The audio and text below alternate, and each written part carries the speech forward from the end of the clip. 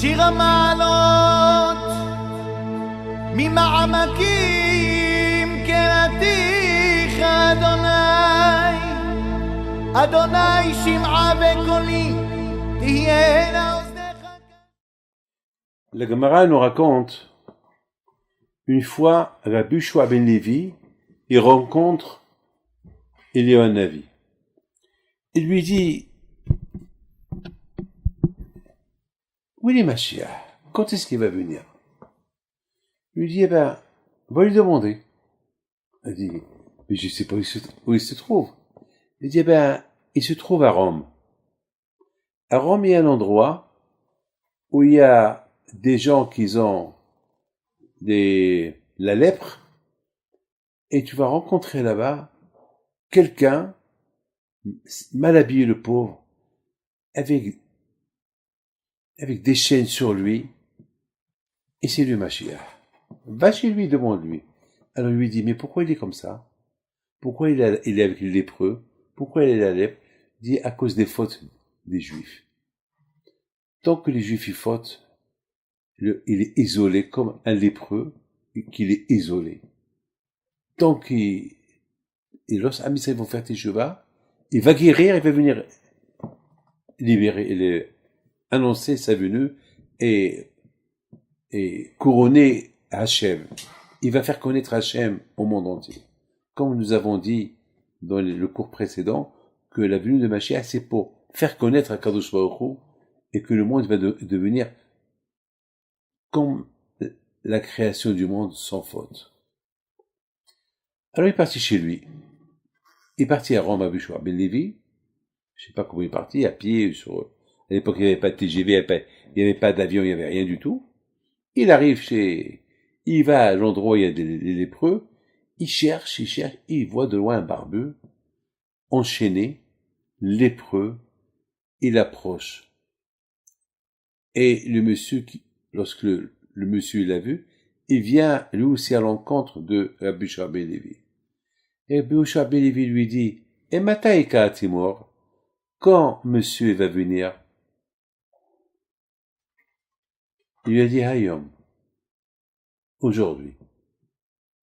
Aujourd'hui, je vais venir. Aujourd'hui, je vais libérer le monde, l'Am Israël de l'exil. Aujourd'hui? Alors je retourne chez moi pour me préparer. Il dit oui. Et puis Shua ben Levi retourne chez lui. Bon, je sais pas combien de temps ça lui a pris, mais entre-temps, il voit que Rabbi Shua ben Levi n'est pas venu. Mashiach n'est pas venu.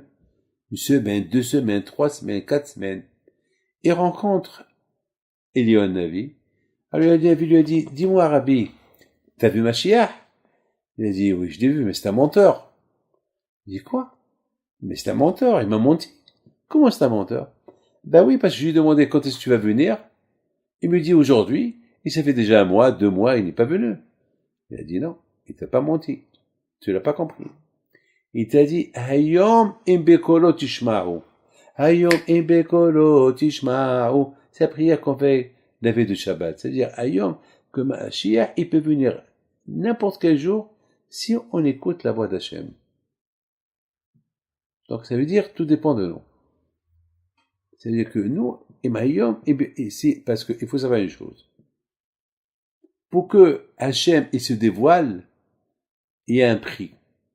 Vous rentrez dans un magasin, vous allez chez un bijoutier, vous voulez prendre la meilleure bague du monde. Vous croyez qu'on va vous le donner gratuitement? Non.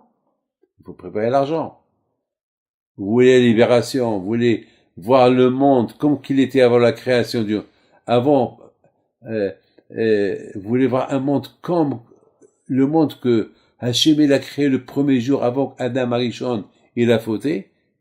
Il y a un prix. Il y a un prix. C'est quoi le prix? Eh ben, le prix, ça marche pas avec l'argent. Le prix, ça marche avec, si on retourne vers Hachem, si on fait la tzedaka, on respecte la Torah et mitzvot. Eh ben, c'est ça le prix. Vous faites ça, et il y a la libération. Rabotai, ça, c'est l'histoire qu'on connaît. Mais il faut savoir une chose. Il y a beaucoup de gens, c'est dénétant. Beaucoup de gens, ils se posent la question.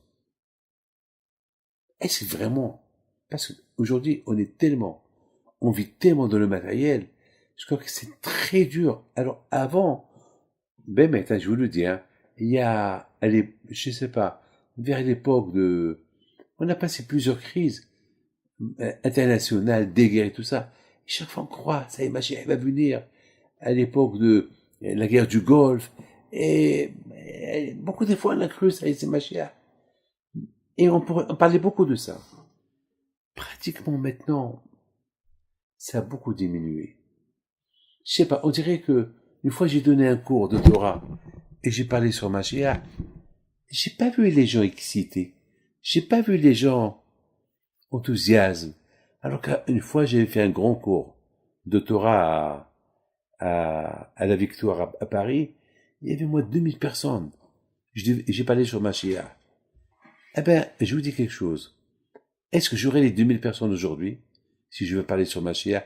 Peut-être si je vais parler sur l'argent, tout le monde va venir. Si je vais parler sur l'importance de la technologie, tout le monde va venir. Mais si je vais parler sur Mashiach, il va y avoir moins de monde. Qu'est-ce qui se passe? Vous savez pourquoi? Parce que notre tête, elle voit des choses sales. On a sali. C'est comme par exemple, lorsque vous conduisez la voiture, si vous n'avez pas les essuie-glaces, vous ne pouvez pas conduire. Surtout s'il y a de la boue. Surtout s'il y a, je sais pas moi, s'il y a de la saleté. Vous pouvez rien voir. À Barabotaï, notre cerveau, il y a un voile entre nous et la vérité. On voit tellement des choses dégoûtantes. Jusqu'à que la tête, elle veut pas concevoir, elle veut pas accepter les choses vraies. La tête, elle est prête à accepter que la saleté. Étant donné que la tête, elle est sale, elle veut que de la saleté. Elle accepte que la saleté. Quelqu'un qui est sale, il y a encore un peu de saleté qui s'ajoute sur lui. Ça n'ajoute rien du tout. On va pas dire, tu es sale, mais il est déjà sale. Quelqu'un que sa veste, elle est pourrie. Et il mange et un peu de sauce et tombe sur sa veste. Ça veut ajouter quelque chose de plus ou de moins? Non. De toute façon, la veste, elle est pourrie, elle est sale. Alors quoi? Ça ajoute. La bouteille, étant donné que la tête, elle est déjà sale, alors, la tête, elle peut pas accepter les bonnes choses. Ah bon, il faut les essuie-glaces. Il faut les nettoyer. Comment on nettoie? Eh ben, écoutez des cours de Torah. Les cours de Torah, ça enlève cette saleté-là. Ça t'approche de la vérité. Que Dieu fasse qu'on verra vraiment Mashiach HaMekeratzon. אדוני משומרים לבוקר, שומרים לבוקר. יחל ישראל אל אדוני, כי עם אדוני החסד, והרבה עמו פדות. והוא יפדה את ישראל מכל עוונותיו.